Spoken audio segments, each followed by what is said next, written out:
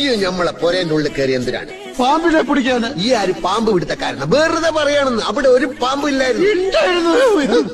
അങ്ങനെയാണെങ്കിൽ ആ പാമ്പ് എങ്ങനത്തെ പാമ്പായിരുന്നു? എങ്ങനത്തെ പാമ്പെന്ന് ചോദിച്ചാൽ തലയും പാലുള്ള പാമ്പായിരുന്നു. അല്ലാണ്ട് പിന്നെ കൊമ്പും കാലുള്ള പാമ്പിനെ നീ കണ്ടിട്ടുണ്ടോ? ആ പാമ്പ് എങ്ങനെ ഇരിക്കും എന്നാണ് നമ്മൾ ചോദിച്ചത്. പാമ്പ് ഇരിക്കണല്ല, ഏഴതായിരുന്നു. എന്നാൽ ആ പാമ്പ് ഏത് ജാതിയിൽപ്പെട്ട പാമ്പായിരുന്നു? ജാതിയാ?